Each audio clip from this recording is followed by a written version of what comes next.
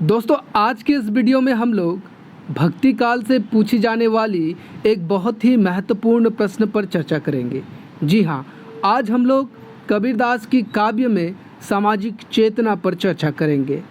इससे पूर्व भी कबीरदास से रिलेटेड दो बड़े बड़े आलोचनात्मक प्रश्न पर मैं ऑलरेडी वीडियो बना चुका हूँ। कबीरदास की काव्यगत विशेषताएं और वहीं कबीरदास की भक्ति भावना पर मैं ऑलरेडी वीडियो बना चुका हूँ।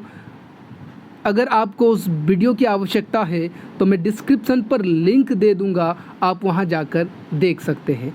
आज हम लोग कबीरदास की काव्य में सामाजिक चेतना को देखेंगे या फिर समाज सुधारक के रूप में कबीरदास, उस पर चर्चा करेंगे।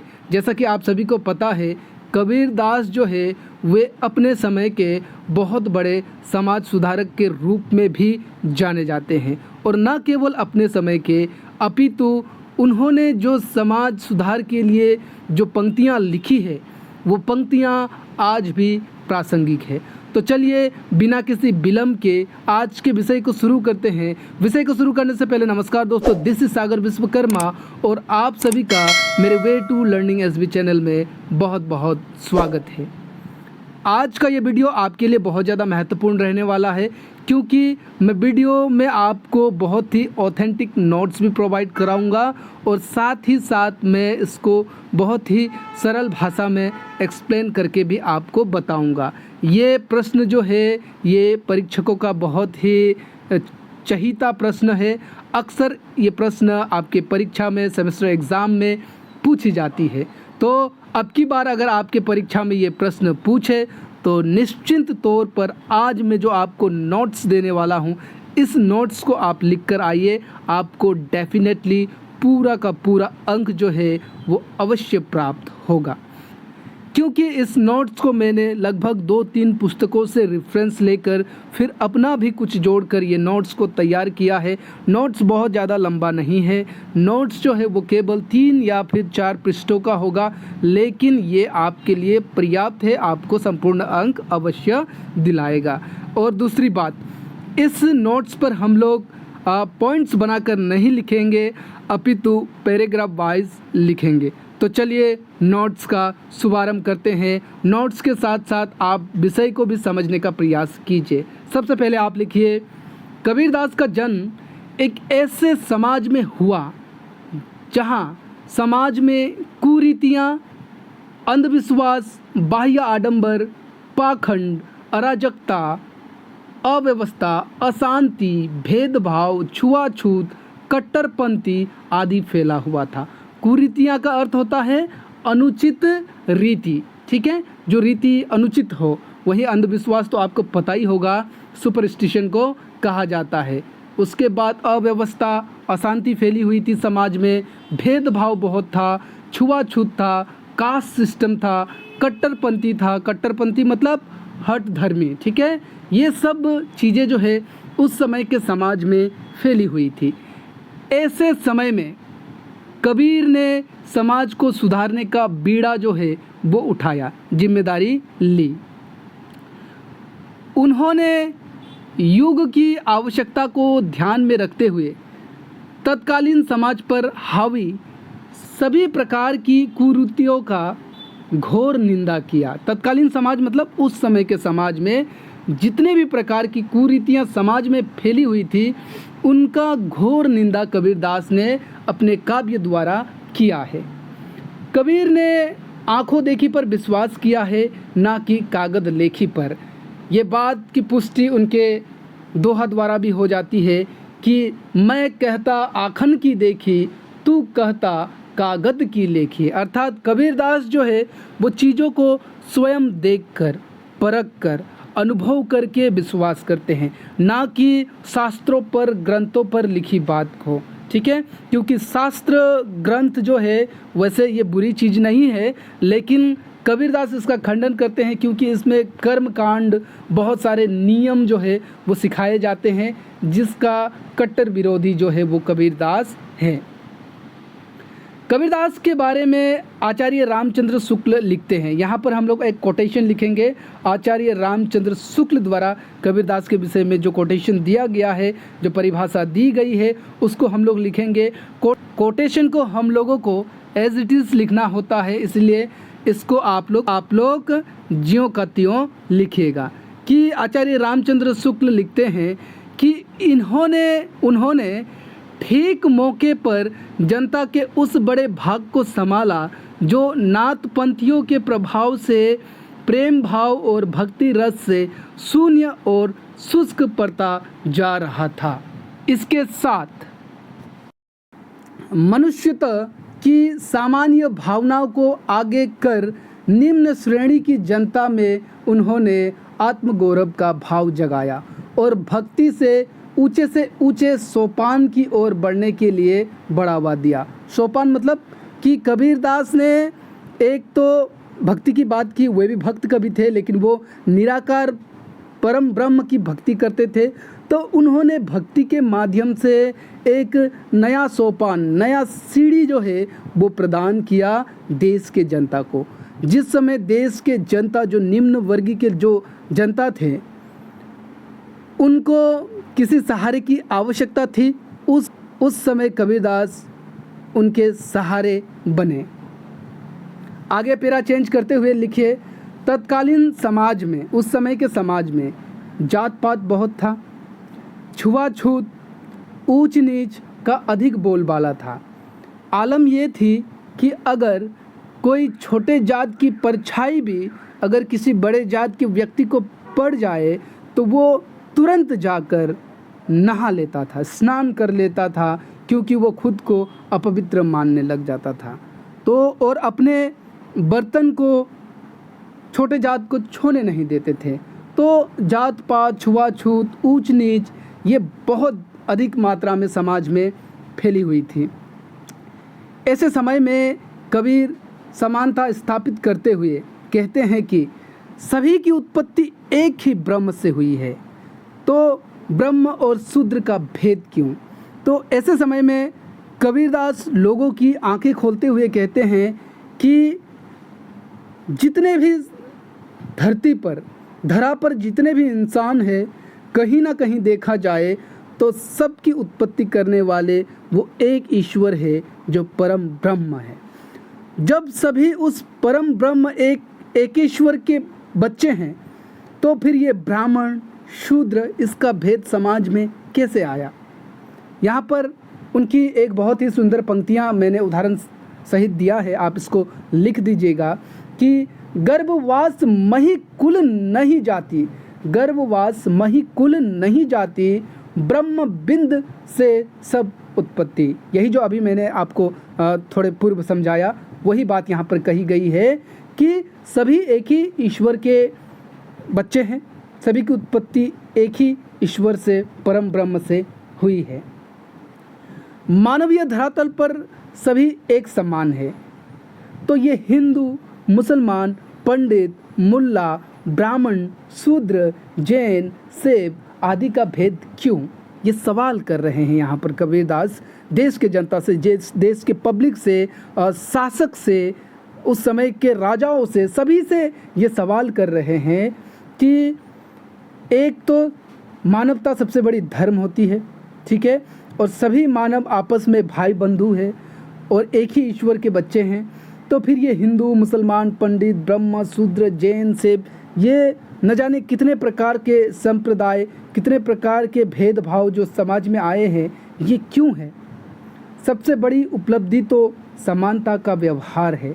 लोगों को इक्वल नज़र से देखना, एकता के नज़र से देखना, इससे बड़ा उपलब्धि और कुछ हो ही नहीं सकता है। ईश्वर जो है वो कण कण पर व्याप्त है। ईश्वर को खोजने के लिए मंदिर, मस्जिद जाने की आवश्यकता नहीं पड़ती। अतः ये जो मंदिर, मस्जिद, योग, पूजा ये जो करते हैं, इसको कबीरदास आडंबर मानते हैं। आडंबर अर्थात केवल दिखावा मानते हैं, क्योंकि ईश्वर, जिस ईश्वर ने इस धरती को बनाया, वो ईश्वर कण कण पर है, घट घट पर है, हर जगह पर व्याप्त हैं। अगर आप दिल से खोजोगे तो ईश्वर आपको कहीं भी मिल जाएंगे।